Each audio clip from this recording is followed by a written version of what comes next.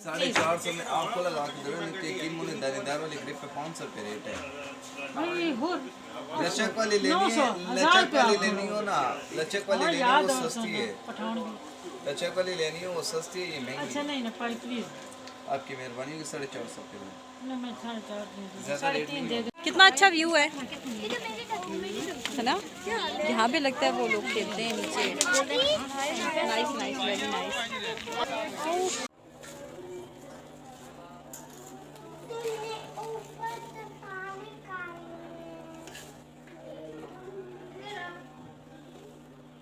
जूते आए कि ना आए? आए आए आए मेरे। अच्छा ठीक है पीछे हो जाओ। जूते मेरे टूट गए पहले उतारो। अच्छा जी। Assalamu alaikum to all my viewers. Welcome back my YouTube channel. I hope that you all are doing very well, enjoying life. So today I'm sharing with you my cousin's wedding, Mehndi and Barat, some clips. Okay. So first of all यहाँ पे आपको ये जो orange velvet में थाल नज़र आ रहा है ये वो सॉरी थाल नहीं, थाल तो आई थिंक वो छोटे छोटे होते हैं ना, इसको प्लेटर कहते हैं। ये वो प्लेटर है जो मैं लेकर गई थी अपनी कज़न के लिए। और उसके अलावा बाकी सब मेरी कज़न्स लेकर आई थी प्लेटर। उसमें ये जो एक गोल्डन है ये भी बहुत प्यारा था, बहुत शाइनिंग वाला, अच्छा लग रहा है। बाकी भी और बहुत से प्लेटर्स थे वहाँ पे, बट मैं वो सारे वीडियोस में कैप्चर नहीं कर सकी due to some reason because obviously that was my family event and I can't capture right. and I hope intelligent people get my point. So let's come to the my point. इस video में मैं जो clip आपके साथ share कर रही हूँ mostly वो मेरे अपने ही हैं। अच्छा जी, उसके बाद आ जाते हैं मेहंदी के लहंगे पे। भाई सबसे मुश्किल डिसीजन मेकिंग, मेहंदी का ड्रेस। तो सबसे पहले ड्रेस बाय करने से पहले मैंने देखा कि 2023 में कौन से ड्रेस जो हैं मेहंदी के वो ट्रेंडिंग पे जा रहे हैं, कलर कौन सा ज़्यादा ट्रेंड पे जा रहा है। उसके बाद जो मेरा लहंगा है ये मैंने ऑर्डर पे डिज़ाइन करवाया था। रेडीमेड भी बहुत खूबसूरत और बहुत प्यारे प्यारे लहंगे मिल जाते हैं, लेकिन उसका मसला ये है कि वो अपनी हाइट के अकॉर्डिंग जब उसको हम रीसेट करवाते हैं तो उसकी डिज़ाइनिंग फिर ख़राब हो जाती है। तो ये फिर मैंने खुद ऑर्डर पे डिज़ाइन करवाया और स्टिच भी। उसके बाद इस लहंगे में जो आपको पिंक कलर के फूल नज़र आ रहे हैं इसके साथ की मैंने वेलवेट की प्लेन शर्ट बनाई थी, क्योंकि सर्दियों की ये शादी है तो उस लिहाज से अगर गर्मियों की होती तो मैं किसी और स्टफ़ में साथ शर्ट जो है वो अटैच करती। अच्छा जी, उसके बाद जो नेक्स्ट इसके साथ दुपट्टा है, तो यार दुपट्टे के लिए मैं आपको यहाँ पे 2-3 टिप्स दे देती हूँ। दुपट्टा मुझे 800 से लेके 2500 की रेंज तक मिल रहे थे, डिफरेंट दुपट्टे थे। सबसे पहले मैंने जो सिलेक्ट किया वो मैंने 800 वाला सिलेक्ट किया and the reason was that कि इवेंट जो है वो तो 2-3 घंटों का है। अब किसी ने मेरे दुपट्टा थोड़ी देखना है इतना खोल खोल के, तो वो मैं 800 वाला ले लेती हूँ। लेकिन फिर मेरी कज़न ने मुझे सजेस्ट किया कि अगर 800 का दुपट्टा लेती हो तो फिर उसकी चारों साइडों पे लेस लगानी पड़ेगी, तो ज़ाहिर लेस भी अच्छी वाली होनी चाहिए। 1000-1500 की नहीं तो 1000-1200 की रेंज तक तो लेस भी पड़ जाती है। तो मैंने क्या किया, यहाँ पे जो 2500 वाला दुपट्टा था तो वो लेस करवा के 2200 में ले लिया। इसका ये था कि इसकी साइडों पे बॉर्डर बना हुआ था, जस्ट पल्लू वाली साइड पे मुझे लेस लगानी थी जो कि गालिबा मुझे 350 की पड़ी थी आई गेस।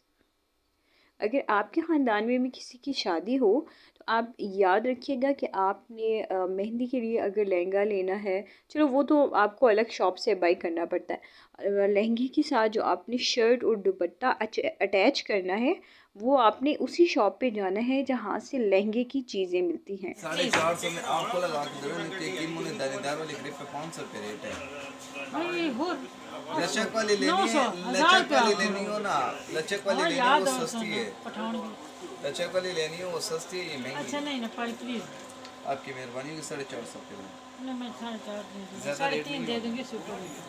ना ना तो बिस्मिल्लाह शादी देना है शलवार है देना क्यों नहीं ना देना तो मैंने निकालना था इसको ये मैंने आपको दिखाना था नहीं फिर मेरा भाई आपकी मेहरबानी होगी। ओके गाइस, तो उसके बाद यहाँ से स्टार्ट होता है बारात का इवेंट।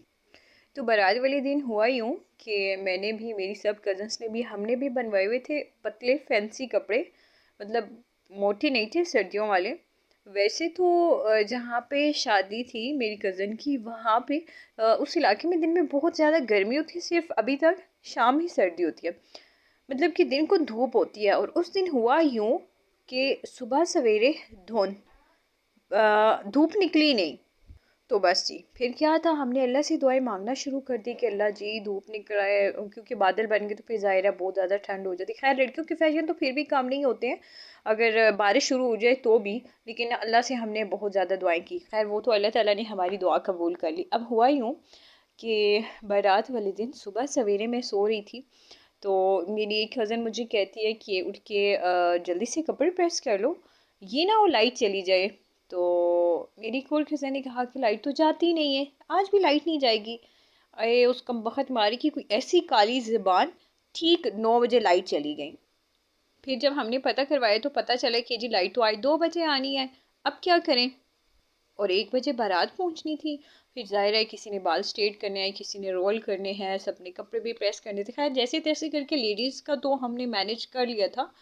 जेंट्स का ये था कि जल्दी से बस लाइट आई थी तो फिर हमने जल्दी जल्दी उनको कपड़े प्रेस करके दे दिए थे।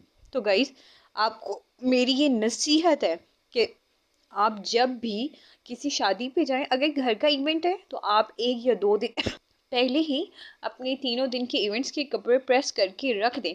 अगर आप किसी के घर इवेंट पे जा रहे हैं तो आप वहाँ जाते साथ सबसे पहले अपने कपड़े प्रेस करके लगाएं और फिर आप रिलैक्स होके बैठे और फिर ख़ानदान वालों के साथ सबकी बुराइयां करें, मेरी तरह बातें शातें करें।